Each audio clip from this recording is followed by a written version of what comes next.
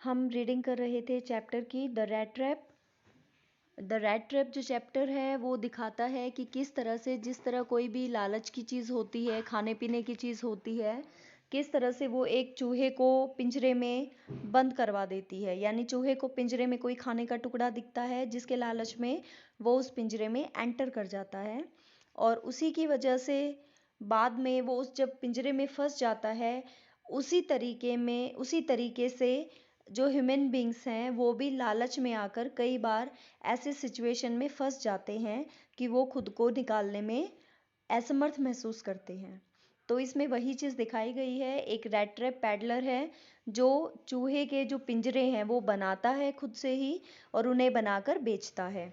उसके बाद इसके अलावा वो छोटी मोटी चोरियां भी करता है और भीख मांगने का काम भी करता है। भीख मांगने से उसे जो मटेरियल मिलता है उस मटेरियल से वो चूहे के पिंजरे बनाता है, रैट ट्रैप बनाता है। उसके बाद इसमें दिखाया गया है कि वो एक होमलेस वॉन्डरर है, एक वैगाबॉन्ड है जो कि सड़क के किनारे घूमता रहता है अपने रैट ट्रैप्स को बेचने के लिए। और इसी तरह से जहाँ पर घूमते घूमते उसे रात हो जाती है वहीं पर वो अपनी रात जो है वो वहीं सोकर बिता देता है। कभी कभी वो किसी से शेल्टर के लिए पूछता है, किसी घर में रुकने के लिए रात को, लेकिन अक्सर लोग उसे मना कर देते हैं। एक स्ट्रेंजर को कोई अपने घर में रात को नहीं रोकना चाहता। और ये जो वर्ल्ड है दिखाया गया है वो उस पैडलर की तरफ कभी बहुत ज़्यादा काइंड नहीं रहा है। वर्ल्ड में लोगों ने उसके साथ बहुत अच्छा बर्ताव नहीं किया है। इसीलिए वो जो रैट ट्रैप पैडलर है वो इस वर्ल्ड को एक रैट ट्रैप समझता है और लोगों के बारे में यही सोचता है कि वो भी कभी ना कभी इस ट्रैप में ज़रूर फंसते हैं, किसी ना किसी लालच में। और दुनिया के बारे में ऐसा बुरा सोचकर उसे बहुत खुशी मिलती है क्योंकि दुनिया ने उसके साथ अच्छा बर्ताव नहीं किया है। इसके बाद इसी तरह से वो ऐसे घूमता घूमता सड़क के किनारे एक ग्रे कॉटेज तक पहुंचता है जिसके अंदर केवल एक बूढ़ा व्यक्ति रहता है जो पहले रामजो आयरन वर्क्स में काम करता था, लेकिन अब वो वहाँ पर काम नहीं करता, उसकी उम्र हो चुकी है। अब उसके पास एक काऊ है जिसका दूध बेचकर वो पैसे कमाता है और इस तरह से वो अपनी लाइवलीहुड चला रहा है। तो उसके घर पर जो ये पैडलर है वो डोर नॉक करता है। वो बूढ़ा व्यक्ति दरवाज़ा खोलता है और जब ये पैडलर उससे रात को वहाँ रुकने की परमिशन चाहता है तो वो व्यक्ति खुश हो जाता है क्योंकि वो अकेला रहता है, उसकी पत्नी या बच्चे नहीं हैं। वो भी खुश हो जाता है कि कम से कम एक रात के लिए तो उसे एक ऐसा कंपेनियन मिलेगा जिसके साथ वो बात कर सकता है और आज वो बोर नहीं होगा। उसके बाद वो अपने गेस्ट को अच्छे से ट्रीट करता है, इस पैडलर को उसके खाने की तैयारी करता है, उसके साथ कार्ड्स खेलता है, उसको टबैको देता है स्मोक करने के लिए। उसके बाद अगली सुबह वो उसको ये भी बताता है पैडलर को, अपने स्ट्रेंजर गेस्ट को, कि किस तरह से पिछले महीने दूध जो है वो क्रीमरी में एक मिल्क फैक्ट्री में देकर उसने किस तरह से 30 क्रोनोर्स कमाए। वो 30 क्रोनोर्स भी उसको दिखाता है जो कि उसने एक लेदर पाउच में रख कर अपनी विंडो पेन के पास एक आयरन नेल थी जिसमें उसने उसको हैंग कर रखा था, उस पाउच को लटका रखा था। अगली सुबह वो व्यक्ति उठता है, अपनी गाय का दूध निकालता है और बाद में वो अपने काम से बाहर चला जाता है। और ये पैडलर भी अगली सुबह जल्दी उठ लेता है क्योंकि उसे लगता है कि जब घर का मालिक जल्दी उठ गया है तो उसे भी जल्दी उठ जाना चाहिए। उसके बाद वो वहाँ से चला जाता है और जो घर का मालिक होता है वो घर में लॉक लगा के चला जाता है। लेकिन आधे घंटे के बाद ही ये पैडलर वापस आता है और खिड़की का शीशा तोड़कर हाथ अंदर डालकर उस पाउच को निकालता है। उसमें से 30 क्रोनोर्स के जो 3 नोट थे, 10-10 क्रोनोर्स के, उन्हें निकालकर वापस पाउच को उस विंडो पेन के पास लटका देता है और चला जाता है। फिर उसे लगता है कि कहीं वो ओल्ड मैन जो है, जब उसे चोरी का पता चलेगा तो हो सकता है वो पुलिस को बुलाए और मेन हाईवे पर पुलिस उसकी तलाश कर रही होगी, तो वो मेन हाईवे की जगह जंगल का रास्ता चुनता है आगे बढ़ने के लिए। लेकिन जंगल में जाकर वो फंस जाता है। तब उसे अचानक अपना वो विचार याद आता है जब वो कह रहा था कि ये दुनिया जो है, ये जो वर्ल्ड है, ये भी एक रैट ट्रैप है जो लोगों को लालच के जाल में फंसा लेता है। अब उसे भी ये लग रहा था कि वो भी उस लालच में आ गया था, 30 क्रोनोर्स के लालच में, और इस दुनिया में, इस जंगल रूपी पिंजरे में, रैट ट्रैप में वो फंस गया था। और जहाँ पर उसकी जिस तरह से सिचुएशन होती है, जिस तरह वो बुरा फील करता है, क्या उसके साथ होता है, वो अब इसमें आगे पढ़ते हैं। इट वॉज लेट इन दिसंबर, यानी ये दिसंबर के अंतिम दिनों की बात है, यानी हाफ दिसंबर के बाद की, सेकेंड हाफ जो होता है दिसंबर का। तो darkness was already descending over the forest. अब जंगल में दिन छिपने के बाद अंधेरा बढ़ने लगा था। This increased the danger and increased also his gloom and despair. और अब खतरा भी बढ़ गया था क्योंकि जंगल में भी अंधेरा हो गया था, और खतरा बढ़ने के साथ साथ ही उस व्यक्ति की उदासी और बेचैनी भी बढ़ रही थी क्योंकि उस अंधेरे में, उस जंगल में वो अकेला था। Finally he saw no way out and he sank down on the ground, tired to death, thinking that his last moment had come. अंत में उसे लगता है कि शायद बाहर निकलने का कोई रास्ता नहीं है, इसलिए वो फॉरेस्ट की, उस जंगल की ज़मीन पर लेट जाता है और उसे लगता है, वो अपनी मौत का इंतज़ार करता है। वो इतना थक चुका था कि अब आगे नहीं बढ़ सकता था और उसे लगता है उसका अंतिम क्षण आ गया है। But just as he laid his head on the ground he heard a sound. लेकिन जैसे ही उस ज़मीन पर वो अपना सिर टिकाता है, उसे एक आवाज़ आती है। A herd regular thumping. एक आवाज़ थी, तेज़ किसी चीज़ पर चोट करने की आवाज़ थी, जिसकी वजह से ज़मीन में भी कंपन पैदा हो रहा था। There was no doubt as to what that was. अब इस बात में उसे कोई संदेह नहीं था कि ये किसकी आवाज़ है। ही रेज्ड हिमसेल्फ, वो उठ खड़ा हुआ। Those are the hammer strokes from an iron mill. एक लोहे की मिल में, लोहे की फैक्ट्री में हथौड़े से पड़ने वाली चोट की वो आवाज़ थी, जैसे हथौड़े से किसी चीज़ पर, किसी लोहे पर चोट की जाती है। ही थॉट, उसे भी ऐसा लगा। There must be people nearby. उसे लगता है कि ये आवाज़ आ रही है तो इसका मतलब आसपास लोग होंगे। He summoned all his strength, got up and staggered in the direction of sound.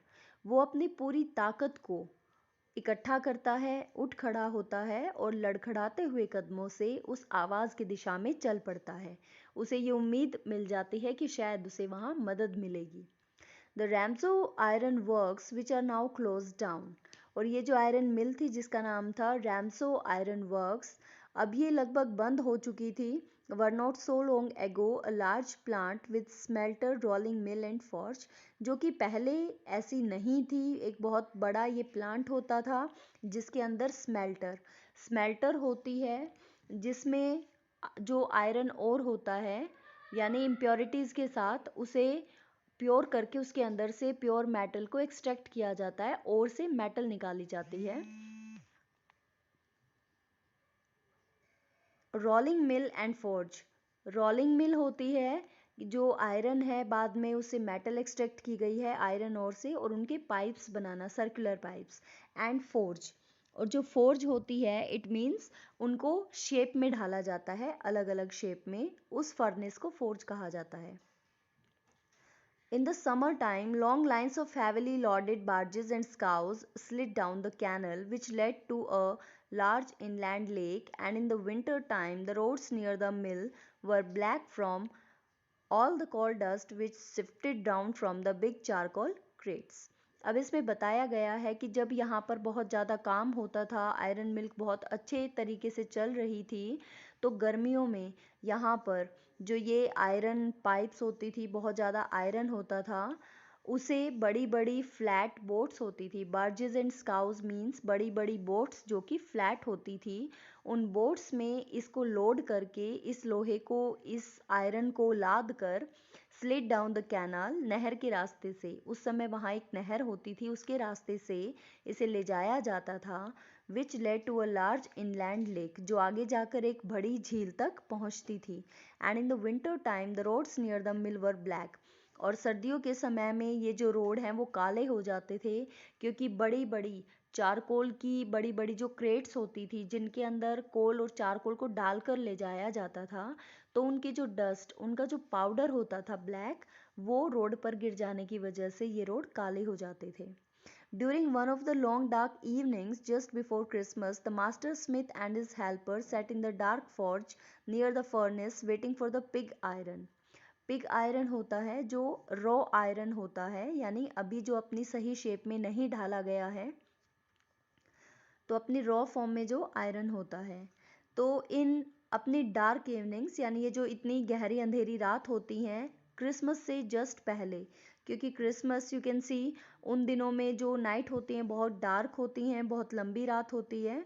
तो उन रातों में से ये एक रात थी जब ये पैडलर वहाँ आयरन मिल की तरफ बढ़ रहा था। उस आयरन मिल के अंदर मास्टर स्मिथ यानी जो हर एक काम को आयरन से रिलेटेड काम को वहाँ संभालने वाला था, जिसके सुपरविजन में वहाँ काम चल रहा था, वो खुद भी काम कर रहा था और अपने हेल्पर को और जो उसके अप्रेंटिस थे, जो ट्रेनीज थे, उनको भी वो काम सिखा रहा था। Master Smith and his helper set in the dark forge near the furnace, और वो लोग पिग आयरन के लिए वेट कर रहे थे। मास्टर स्मिथ जो वहाँ इस काम को करने वाला था, जो मेन था, और उसके हेल्पर्स वहाँ बैठे थे एक बड़े से फर्नेस, बड़ी भट्टी के पास, जहाँ पर उन्हें ये फोर्ज, जिसमें से उन्हें ओर से आयरन निकालना था, which had been put in the fire, और जो पिग आयरन उन्होंने आग में डाल दिया था मेटल को निकालने के लिए, to be ready to put on the anvil, ताकि जब वो पिग आयरन जिसे उन्होंने आग में डाला है, ताकि जब वो अपनी सही स्टेट में आ जाए तो उसे निकाल कर, एनविल जो है वो एक स्ट्रक्चर होता है जिस पर आयरन को रखकर उस पर चोट करके डिज़ायर्ड शेप दी जाती है। तो एनविल एक ऐसा स्ट्रक्चर होता है, एक हैवी सॉलिड स्ट्रक्चर होता है, जिसके ऊपर किसी मेटल को उसकी मॉल्टन स्टेट में रखकर एक शेप में ढाला जाता है। Every now and then one of them got up to stir the glowing mass with a long iron bar, और ये जो लोहा उसके अंदर डाला गया था भट्टी के अंदर, फर्नेस के अंदर, बार बार वो जो अप्रेंटिस थे, जो उसके हेल्पर थे, उनमें से एक व्यक्ति उठता था और एक बड़ी सी लोहे की रॉड लेकर उससे वो उस मॉल्टन ओर को, मॉल्टन स्टेट में जो आयरन था, उसे वो हिला देता था। Returning in a few moments, थोड़ी देर में वो वापस आ जाता था।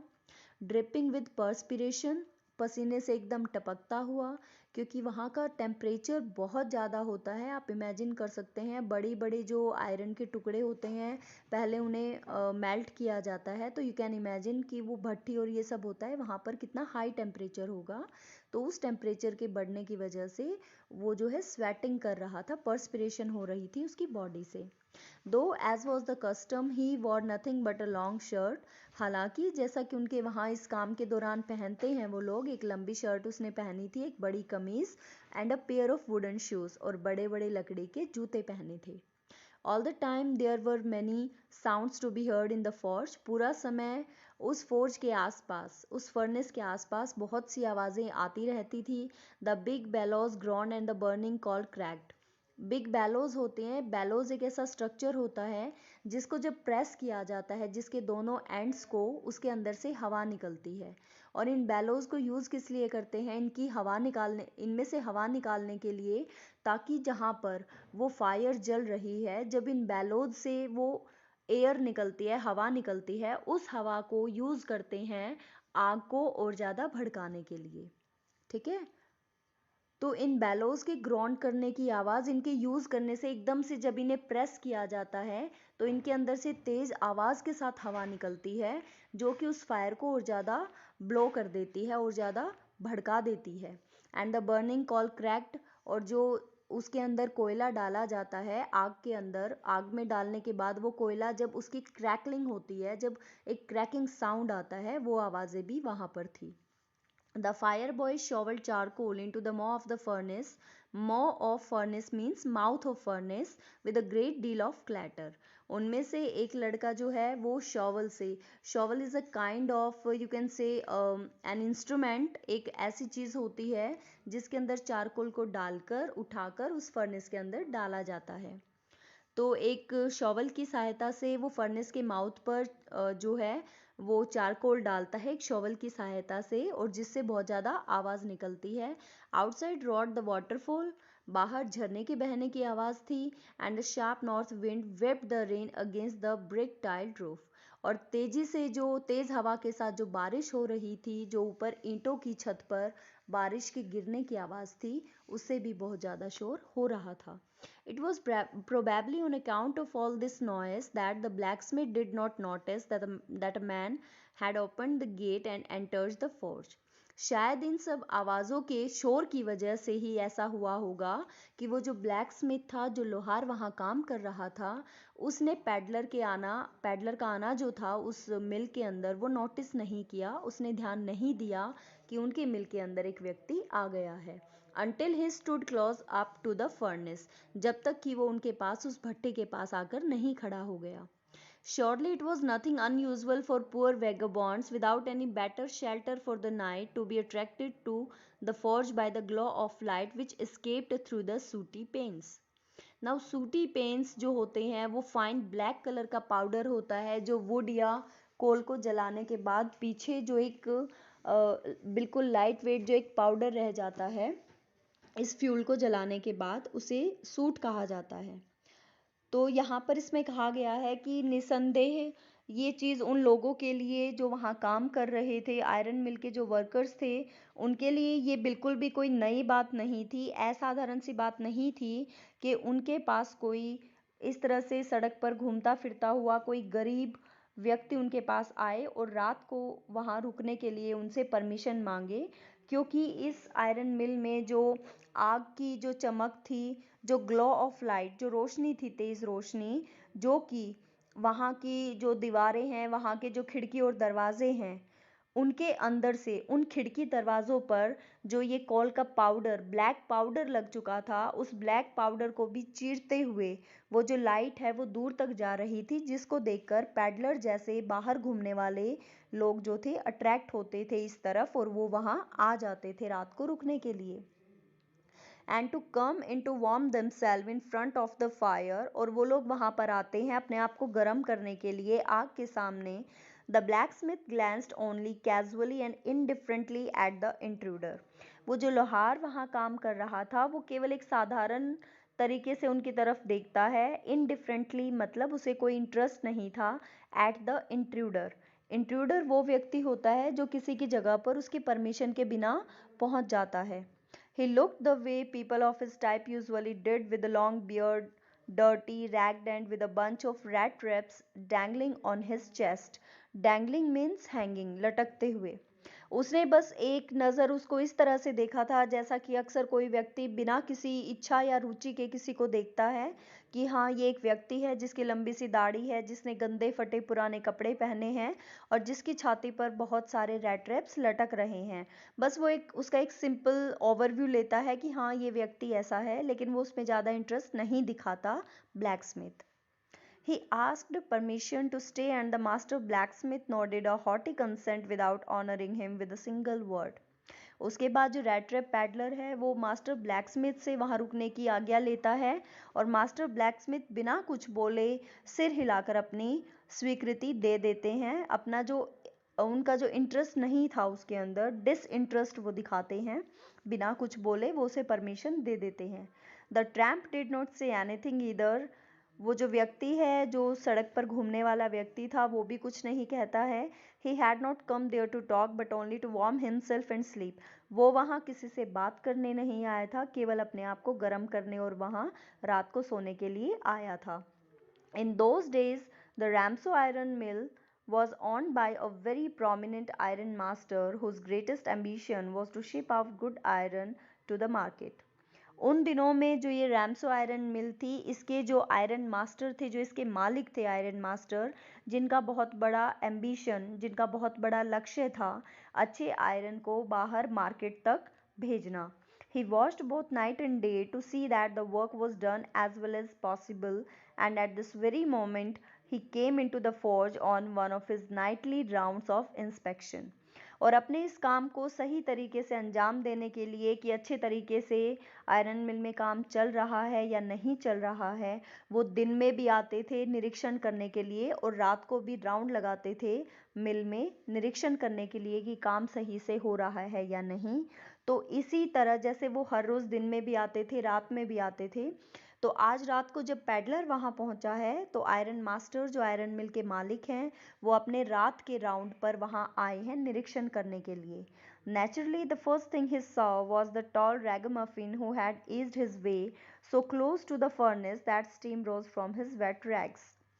और ये बात बहुत ही स्वाभाविक है कि जैसे ही वो अंदर आए तो उन्होंने एक स्ट्रेंजर को वहाँ देखा, एक लंबे से व्यक्ति को. रागमफिन होता है फटे पुराने कपड़े पहने हुए एक डर्टी क्लॉथ्स वाला व्यक्ति. उन्होंने देखा कि गंदे फटे पुराने कपड़ों में एक लंबा सा व्यक्ति है जो कि उस फर्नेस के, उस भट्टी के इतना पास लेटा हुआ है आराम से कि उसके जो गीले कपड़े हैं, और वो अब कोई भी गीली चीज़ अगर हीट के पास होगी तो ऑब्वियसली उसमें इवेपोरेशन होगा। तो उस व्यक्ति के पैडलर के कपड़े गीले थे और वो भट्ठी की गर्मी के पास था, तो उस व्यक्ति के गीले कपड़े जो है इवेपोरेट होकर उनमें से स्टीम निकल रही थी। The iron master did not follow the example of the blacksmith who had hardly deigned to look at the stranger. जो ब्लैक स्मिथ था उसकी तरह बिहेव आयरन मास्टर ने नहीं किया। डेन का मतलब होता है ऑनर करना, मतलब जिस तरीके से आयरन मास्टर वहाँ पर आया और उन्होंने, जैसे ब्लैक स्मिथ ने उसमें कोई रुचि नहीं दिखाई थी कि ये कौन है, कैसा व्यक्ति है, ऐसा आयरन मास्टर ने बिल्कुल भी नहीं किया। वो उसके बारे में जानना चाहते थे कि ये व्यक्ति कौन है। He walked close up to him, वो उसके पास जाता है, looked him over very carefully, उसे अच्छे से सावधानी से देखता है, then tore off his slouch hat to get a better view of his face। उसके बाद उसकी आंखों पर, उसके चेहरे पर जो वो उसकी हैट झुक गई थी लेटने के बाद, पैडलर ने जो हैट पहनी थी, स्लाउच हैट मतलब जो हैट उसके सिर से थोड़ी सी झुककर उसके फेस पर आ गई थी, उस हैट को आयरन मास्टर हटाकर उसके चेहरे को अच्छे से देखते हैं। But of course it's you, Niels Olof, he said, how you do look। अरे निस्संदेह ये तुम ही हो नील्स ओलोफ। आयरन मास्टर कहते हैं कि अब तुम कैसे दिखते हो, मतलब उन्हें लगता है कि ये अजीब दिखता है। और यहाँ जो नील्स ओलोफ है वो उसे अपना एक साथी समझते हैं, एक पुराना साथी जो उनके साथ काम करता था। ये मिसअंडरस्टैंडिंग हो जाती है आयरन मास्टर को कि ये इनका पुराना साथी है। The man with the red traps had never before seen the iron master at Ramso and did not even know what his name was। अब रेड ट्रैप बेचने वाला जो व्यक्ति था वो आयरन मास्टर को नहीं जानता था, यहाँ तक कि वो उनका नाम भी नहीं जानता था। But it occurred to him that if the fine gentleman thought he was an old acquaintance, he might perhaps throw him a couple of kronors। लेकिन फिर उसे लगता है रेड ट्रैप सेलर को कि यदि वो उसे अपना कोई पुराना साथी या जान पहचान वाला भी समझ रहे हैं तो शायद वो उन्हें एक दो क्रोनोर ही दे दें जान पहचान के लिए। Therefore he did not want to undeceive him all at once। और इसी वजह से वो उनकी इस गलत फहमी को एकदम से दूर भी नहीं करता।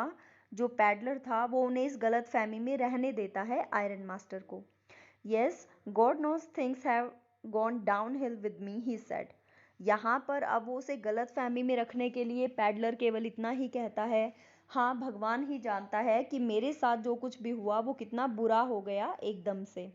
You should not have resigned from the regiment, said the iron master। Iron master कहते हैं कि तुम्हें रेजिमेंट से इस्तीफा नहीं देना चाहिए था। दैट वॉज द मिस्टेक, ये तुम्हारी गलती थी। If only I had still been in the service at that time it never would have happened. यदि उस समय मैं अपनी सर्विस दे रहा होता, यदि उस समय मैं भी रेजिमेंट में होता तो ऐसा कभी नहीं होता। Well now of course you will come home with me, लेकिन अब ज़रूर तुम मेरे घर आ रहे हो। To go along up to the manor house and be received by the honor like an old regimental comrade, that however did not please the tramp। लेकिन उसकी ये बातें सुनकर, मेनर हाउस होता है एक जागीर जिसे बोलते हैं, एक जागीरदार जो होता है, मतलब जिसके पास कुछ होता है, प्रॉपर्टी होती है पर्टिकुलर, तो एक ऐसे व्यक्ति के घर जाना और उसका एक पुराना रेजिमेंट का साथी बनकर मिलना और उसके घर पर जाना, ये सारी बातें सुनकर जो वो ट्रैम्प था, यानी जो वो बाहर घूमने वाला पैडलर था, उसे ये बात सुनकर ज़्यादा खुशी नहीं होती। No I couldn't think of it, he said looking quite alarmed. थोड़ा सा सचेत होकर वो कहता है कि नहीं, मैं ऐसा सोच भी नहीं सकता। ही थॉट ऑफ द 30 क्रोनोर, वो अपने 30 क्रोनोर के बारे में सोच रहा था। To go up to the manor house would be like throwing himself voluntarily into the lion's den. उसको लगता है कि यदि वो आयरन मास्टर के साथ उसके घर चला गया तो ये बिल्कुल ऐसी ही बात हो जाएगी जैसे वो खुद ही एक शेर की गुफा में चला गया है अपनी इच्छा से। He only wanted a chance to sleep here in the forge and then sneak away as inconspicuously as possible. वो केवल इतना चाहता था कि एक रात वो वहाँ पर सो सके और सुबह वो चुपचाप वहाँ से निकल जाए बिना किसी को पता चले। The iron master assumed that he felt embarrassed because of his miserable clothing। लेकिन आयरन मास्टर को लगता है कि शायद उस व्यक्ति को शायद वो व्यक्ति अपने फटे पुराने कपड़ों की वजह से उसके साथ आने में असहज महसूस कर रहा है, कंफर्टेबल नहीं है। Please don't think that I have such a fine home that you can't show yourself there, he said. वो कहता है कि प्लीज़ ऐसा मत सोचो कि मेरा कोई इतना बड़ा और अच्छा घर है जहाँ पर तुम अपने आप को अच्छे से नहीं दिखा पाओगे। वो कहता है एलिजाबेथ इज़ डेड, एलिजाबेथ मर चुकी है। एलिजाबेथ आयरन मास्टर की वाइफ का नाम है, वो मर चुकी है। As you may already have heard, शायद तुमने सुना भी होगा, माई बॉयज़ आर अब्रॉड, मेरे बेटे विदेश में हैं। And there is no one at home except my older daughter and myself, और मेरे घर पर मेरे और बड़ी बेटी के अलावा कोई भी नहीं है। We were just saying that it was too bad we didn't have any company for Christmas. मैं तो बस इतना ही कह रहा था कि ये हमारे लिए कितनी बुरी बात है कि क्रिसमस पर हमारा साथ देने के लिए कोई नहीं है, क्रिसमस मनाने के लिए। Now come along with me and help us make the Christmas food disappear a little faster. और इसलिए मैं चाहता हूँ कि मेरे साथ आओ और क्रिसमस का खाना जल्दी ख़त्म करने में हमारी मदद करो। But the stranger said no and again no, and the iron master saw that he must give in. लेकिन वो अजनबी बार बार इस बात के लिए मना करता रहता है। उसकी बार बार ना को सुनकर आयरन मास्टर को भी लगता है कि उन्हें ये कोशिश छोड़ देनी चाहिए उसको मनाने की। It looks as though Captain von Stahle prefer to stay with you tonight Stjernstrom. ये स्टैंडस्टॉर्म जो है एक स्वीडिश नेम है, स्वीडन के सिटीजन का जो नेम है उसका लास्ट नेम है ये। He said to the master blacksmith and turn on his heel. वो मास्टर जो ब्लैक स्मिथ था उसे आयरन मास्टर कहते हैं कि शायद कैप्टन वॉन स्टेल आपके साथ ज़्यादा रहना पसंद करेंगे आज रात को स्टैंडस्टॉर्म, और वो उल्टे पांव वहाँ से वापस चले जाते हैं जो आयरन मास्टर हैं वो। But he laughed to himself as he went away, and the blacksmith, who knew him, understood very well that he had not said his last word. और उसके बाद जाते हुए आयरन मास्टर जो हैं उनको देखकर ब्लैक स्मिथ को भी लगता है कि आयरन मास्टर चले गए हैं, लेकिन उनके मन में जो बात थी उन्होंने अपनी बात पूरी नहीं की है, क्योंकि ब्लैक स्मिथ आयरन मास्टर को अच्छे से जानता था। It was not more than half an hour before they heard the sound of carriage wheels outside the forge. उस फैक्ट्री के बाहर अभी आयरन मास्टर को वहां से गए आधा घंटा भी नहीं हुआ था, इतने में ही उन्हें उस फैक्ट्री के बाहर एक गाड़ी के पहिए रुकने की आवाज़ आती है। एंड अ न्यू गेस्ट केम इन, तभी अंदर एक नया मेहमान आता है। But this time it was not the iron master, लेकिन इस बार आयरन मास्टर नहीं आते। He had sent his daughter, उन्होंने इस बार अपनी बेटी को भेजा था। apparently hoping that she would have better power of persuasion than he himself. persuasion का मतलब होता है किसी को प्रोत्साहित करना किसी चीज़ के लिए। apparently का मतलब होता है अपीयर होना, प्रतीत होना।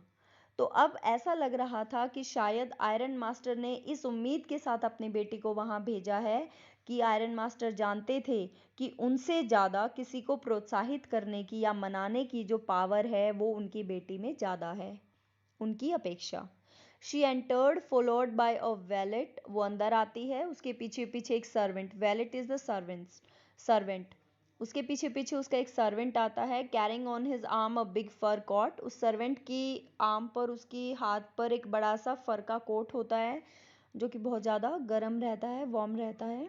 She was not at all pretty, वो बहुत सुंदर नहीं थी, but seemed modest and quite शाई, लेकिन बहुत ही विनम्र थी और थोड़ी शर्मीले स्वभाव की थी। In the forge everything was just as it had been earlier in the evening, factory में सब कुछ वैसा ही था जैसा शाम को था।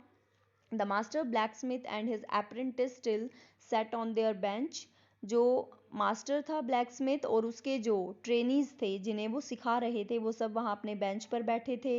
And iron and charcoal still glowed in the furnace, और भट्टी में जो लोहा जो आयरन और चारकोल थे वो अब भी तपते हुए चमक रहे थे, मीन्स जैसे रेड हॉट हो जाते हैं।